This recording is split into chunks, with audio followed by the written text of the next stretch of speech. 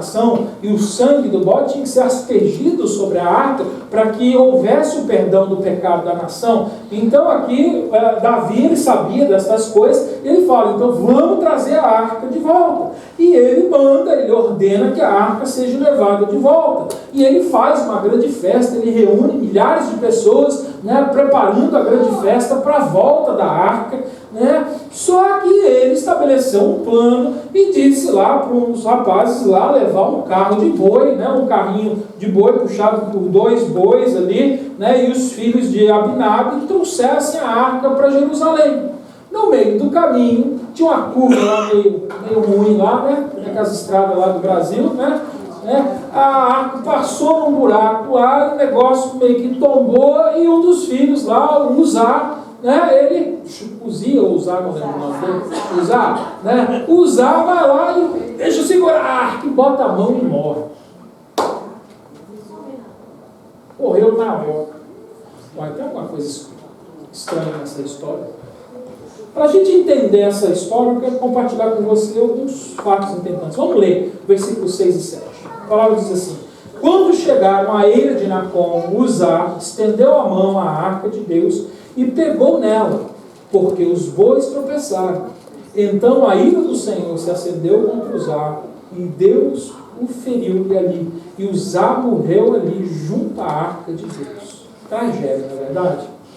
Bom, para a gente entender o que está acontecendo aqui, a gente precisa entender, acho que, 2 coisas importantes. A primeira é que, embora Davi tivesse aqui boas intenções, ele não obedeceu a Deus.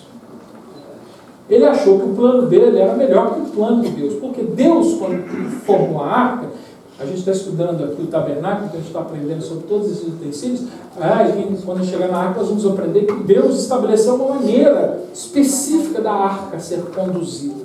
Ele estabeleceu que levitas, carregando por varas de ouro passadas em argolas de ouro que estavam presas na arca, assim a arca seria levada. E Samuel falou assim: poxa, a vida na arca tem que voltar. E ele determinou uma maneira dele, e não obedeceu a palavra de Deus.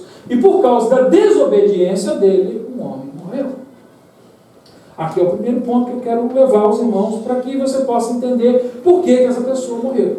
O segundo ponto aqui que a gente precisa entender nessa história, por que Deus matou esse homem aqui, a segunda tem a ver com Uzá. O Uzá também, eu tenho certeza que ele também tinha boas intenções.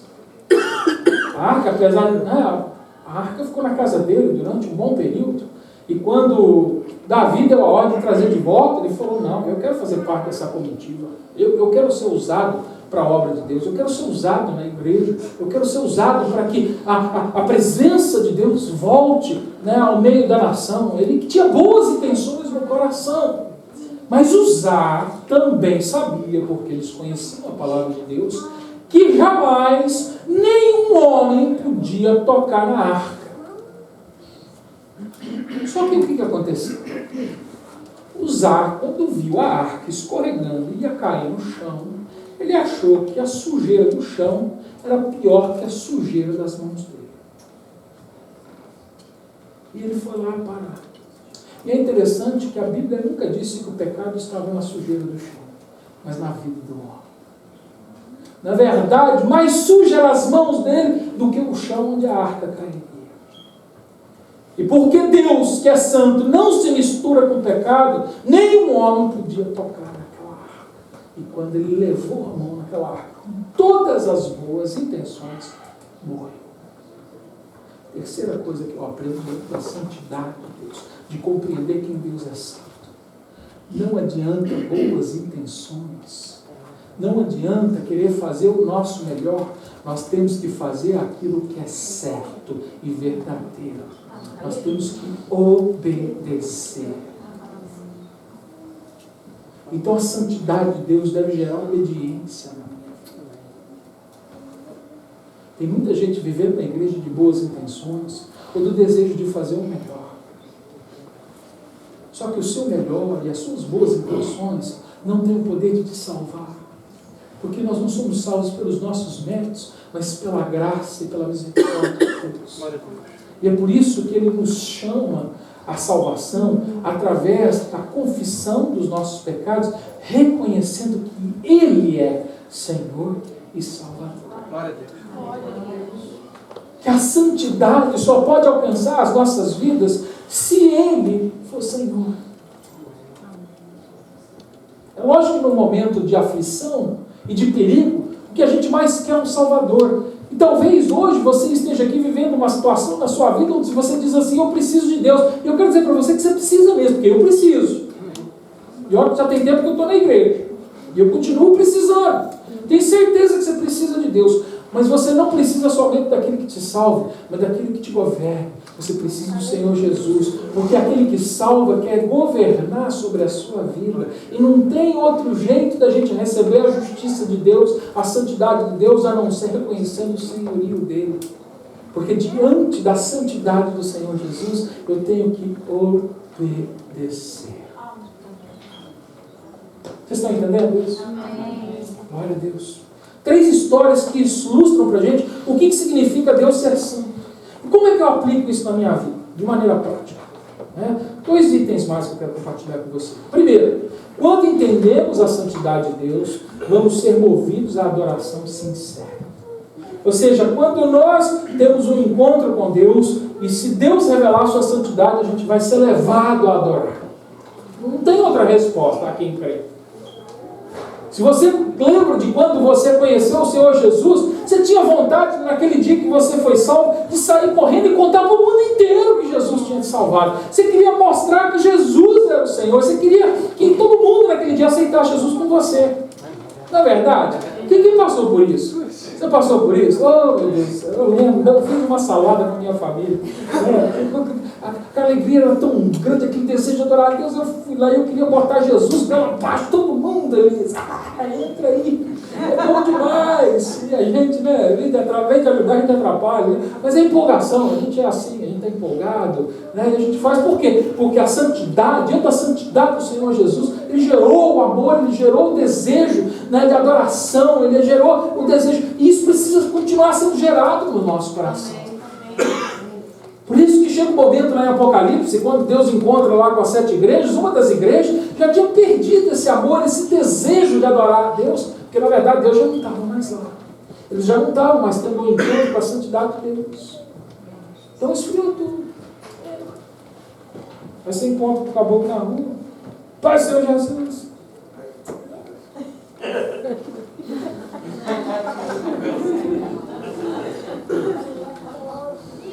Não, meu irmão, vamos lá.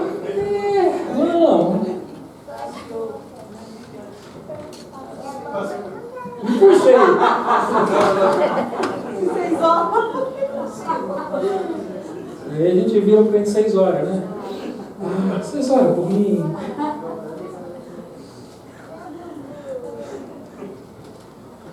É sinal que a gente não está tendo um encontro com Deus Santo.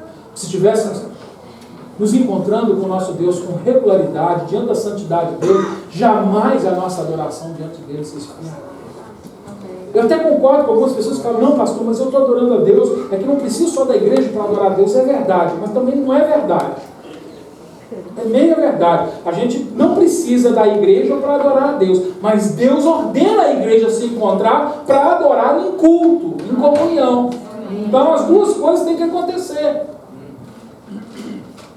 Esse negócio de ficar em casa, não, na minha casa eu sou a igreja. Eu acho que se você só está na sua casa sendo a igreja, você está correndo um sério risco de não ser a igreja.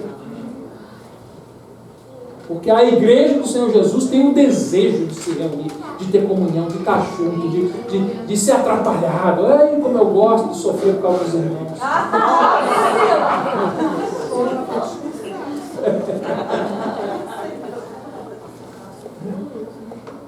Eu não sou masoquista não, né? Mas não faço isso porque eu gosto de sofrer. Não. É porque eu amo a igreja, eu amo a obra do Senhor Jesus. É verdade, que a gente sofre, a gente cansa, a gente às vezes participa do problema do outro, a gente nem precisava. Você fala assim, nossa, já tem tanto que eu vou participar da vida do outro, ainda mais um! A gente tem amor a Deus, está preocupado com isso. Quanto mais problema a gente participar, mais vitória nós também vamos compartilhar. E como o Senhor, a palavra de Deus diz que nós vamos vencer com Ele. Então eu não tenho medo mais de me envolver na congregação e nos problemas e dificuldades. Você já viu um crente falar assim, ó, sabe, não, eu vou fazer mais nada na igreja porque esse negócio só dá trabalho, aí os irmãos começam a falar mal da gente. Já ouviu alguém falar assim? Você já falou isso? Não fala nada não. Falta de maturidade, nossa, a gente começa a querer ficar dodói. Sabe por quê? Porque a gente não está se encontrando com a santidade de Deus. Que a santidade de Deus gera em nós temor, gera em nós adoração, ela gera vida. E eu tenho uma boa notícia e uma notícia ruim para te dar. A boa notícia é que você pode adorar a Deus em qualquer lugar. Aqui a gente viu um adorando no templo, o outro adorando no deserto e o outro adorando no caminho. Essa é a boa notícia. E é maravilhoso a gente ter a oportunidade de adorar a Deus em qualquer lugar, em qualquer momento. É maravilhoso a gente ter essa oportunidade. Mas tem uma notícia ruim para você também aqui. E embora a gente possa adorar a Deus em qualquer lugar, você não pode adorá-lo sem entusiasmo. Você não pode adorá-lo sem entusiasmo. Agora perdoe. Última coisa que eu tenho para compartilhar com os irmãos. Segunda aplicação nas nossas vidas. Quando a santidade de Deus for importante para nós, vamos responder com obediência incondicional. E isso acontece naturalmente aos que creem. O que vai acontecer na vida de quem crê? Agora que talvez, eu não quero que você olhe para o lado ou diga para a pessoa assim, ó, tá vendo? Não. Agora eu quero que você ouça e guarde para você. Eu queria que você fizesse uma análise para ver se você está vivendo diante da santidade de Deus. Olha o que acontece quando a gente de fato anda diante da santidade de Deus. Vai haver na nossa vida um novo respeito por Deus, novo respeito pelo nome de Deus, novo ardor para agradá-lo, nova atenção aos detalhes da vida, novo medo do julgamento de Deus, amor para com o povo de Deus, desejo para com a palavra de Deus, ódio ao pecado, humildade, temor de Deus na congregação, ênfase na cruz de Cristo, desejo de servir ao Senhor, alegria na adoração, impulso para a oração, desejo de contar aos outros sobre o Senhor, reverência face à vida em si mesmo. Vou até pedir para colocar depois isso aqui lá no website para você ver. E você fazer uma análise. A palavra de Deus diz para que a gente julgue a nós mesmos, para ver se de fato a gente permanece na nossa fé. Será que a santidade de Deus tem gerado essas coisas no nosso coração? Porque se não tem gerado, a gente precisa rever a nossa comunhão com Deus. Será que a gente está andando com Ele mesmo? Olha o que vai acontecer aqui, quando Deus de fato desenvolve a santidade na nossa vida. Menos conversa sobre autoestima e mais conversa sobre arrependimento. Já viu? Tem igreja que só fala do seu problema. A administração só está... A igreja virou um consultório psicológico. Eu tenho pavor quando eu sei que o pastor é psicólogo. Eu não estou falando que o pastor não é bom pastor, mas eu tenho pavor porque a tendência de muitos pastores psicólogos é de transformar um púlpito num consultório psicológico. E em vez de ministrar a palavra, começa a ministrar psicologia. E na igreja a gente não precisa de psicologia, a gente precisa de palavra de Deus. Se você precisar de um psicólogo, você vai no consultório dele. Tem pastor que faz bem isso. E eu tiro o chapéu. E até vou convidar um para vir aqui, porque ele sabe dividir. E ele ministra a palavra, apesar de ser psicólogo. Porque a gente não precisa de psicólogo, porque a gente precisa de Deus. Se você precisar de psicólogo, você vai lá e resolve com ele. Mas eu sei que Deus vai fazer melhor do que ele. Outra coisa que vai acontecer: menos piadas irreverentes e mais cultos espirituais. Menos ênfase na relevância e mais ênfase na fidelidade. Menos terapia de culto e mais pregação da cruz. Menos negligência da disciplina na igreja. Menos preocupação com o que o mundo pensa e mais preocupação com o que Deus pensa. Está acontecendo isso na sua vida? Eu quero deixar hoje você com 7 benefícios de nós buscarmos a santidade na vida de Deus. 7 benefícios. O primeiro benefício é que a santidade de Deus expõe o nosso pecado. E isso é bom. Porque a gente só vai ter o nosso pecado perdoado se a gente tiver consciência de que ele existe. O segundo benefício é que ele abala o nosso orgulho. A santidade de Deus abala o nosso orgulho. Diante de Deus a gente vê que não é nada. O terceiro benefício, ele desperta a nossa consciência. O quarto benefício, ele redireciona a nossa vontade. O quinto benefício, ele agita as nossas emoções. Não para a gente ficar histérico, mas para a gente mostrar a alegria do viver. O sexto benefício, ele solicita a nossa obediência. E o último benefício que eu vejo aqui é que ele acende a nossa adoração. Esse atributo é um atributo central. E é por isso que lá em 1 Pedro, capítulo 1, versículo 16, ele diz: sede santos, porque eu sou santo. Por isso que a igreja é chamada à santificação. Porque o nosso Deus, o Deus que nós dizemos que adoramos e cremos, é santo. E nós temos um motivo para a nossa santidade. Porque Ele é santo. Nós temos que sermos santos como Ele é. Ele é o nosso padrão, o nosso alvo. E hoje eu queria te convidar a fazer uma reflexão. Se você talvez não tenha buscado a santidade, não tenha andado em santidade, é porque talvez você não tenha tido um encontro com esse Deus. E eu queria te convidar hoje a ter um encontro com Deus. Hoje a palavra dele foi ministrada aqui. Deus se fez presente através da sua palavra neste lugar. Deus hoje está falando com você neste momento através do Espírito Santo de Deus. E só você sabe da vida que você está vivendo. Você sabe hoje o que Deus está revelando no seu coração. E hoje, diante da santidade de Deus, deste encontro que nós tivemos com Ele, eu queria que hoje você fizesse uma análise. Se você se encontrar em falta diante dEle, eu queria te convidar a pedir perdão, a se arrepender, a dizer: Senhor, me perdoa hoje. Salva-me, Senhor. Porque o Deus poderoso e verdadeiro, Ele está aqui. E Ele hoje salva, se você se arrepender dos seus pecados. Pai, em nome do Senhor Jesus, eu oro pela tua igreja, Senhor. Eu hoje não oro por uma pessoa em particular, mas por toda a sua igreja.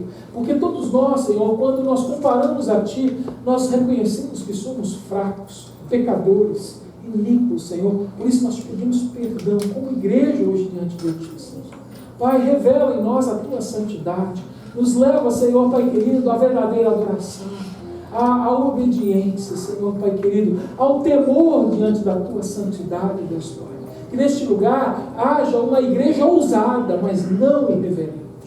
Haja aqui uma igreja que creia no poder sobrenatural e anda pelo poder da fé, mas não extravagante, Senhor, Pai querido. Porque, Senhor, Pai querido, cremos na simplicidade da Tua palavra, na simplicidade de vida que o Senhor nos propõe, Senhor. Ajuda-nos, Senhor. Ser com aquele, Senhor, que hoje pela primeira vez tem a oportunidade de conhecer. Que hoje a Tua palavra possa gerar vida. Não a vida comum e a vida para este mundo, mas a vida eterna, a vida abundante. Salve, Senhor, nesta manhã, Deus Pai. Que toda honra, louvor e glória, Senhor, de todo o nosso culto, seja entregue somente a Ti, Senhor. Nas Tuas mãos nos entregamos, em nome do Senhor Jesus. Amém.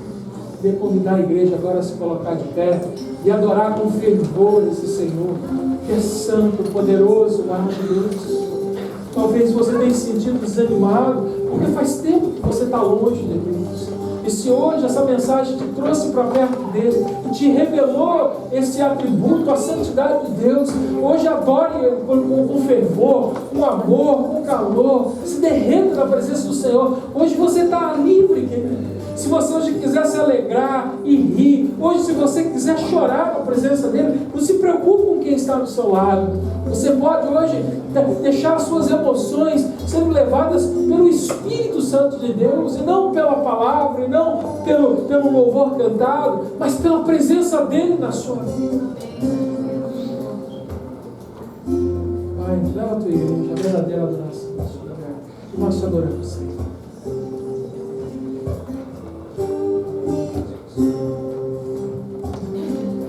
Confesso a Ti, Senhor, que fraco eu sou, tão fraco eu sou,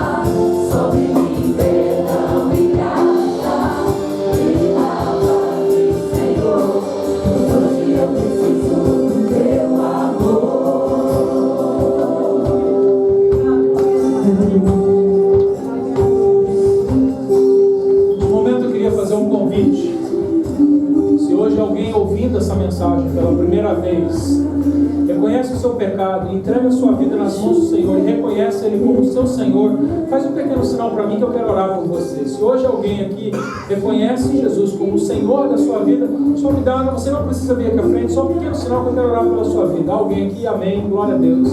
Mais alguém hoje reconhece o Senhor Jesus como o seu Senhor. Amém. Pai, em nome de Jesus, neste momento nós oramos, Senhor, por aqueles que neste momento, Senhor, reconhecem o senhorio. Pai, nós agradecemos porque Tu fizestes a obra, Senhor, da salvação nesta manhã, neste lugar. Hoje o Senhor trouxe arrependimento ao coração daquele que peca, Deus Pai. E por causa disso, Senhor, Pai querido, hoje nós vemos a Tua glória neste lugar, nos presenteando com a salvação, edificando a Tua igreja, Senhor. Também oro, Senhor, por aqueles que já Te conhecem, mas que pela convivência, pela familiaridade, talvez tenham se esquecido de que Tu és um Deus Santo, Deus Pai. E diante, Senhor, Pai, da vida em que nós temos vivido, neste momento, reconhecendo as nossas faltas, nós pedimos perdão diante de Ti, Senhor. Nós também confessamos o nosso pecado e nós pedimos, Senhor, reedifica a Tua igreja, Senhor. Pai, sustenta a Tua igreja, trazendo alegria nova, gozo novo, Senhor, Pai querido, trazendo, Senhor, santidade e temor ao meio do Teu povo, adoração e obediência, Deus Pai. Ajuda-nos, Senhor, a crescermos na Tua presença, para que através da nossa igreja seja o Teu nome glorificado. Amém. Em nome do Senhor Jesus. Amém. Você pode aplaudir o Senhor, porque Ele falou com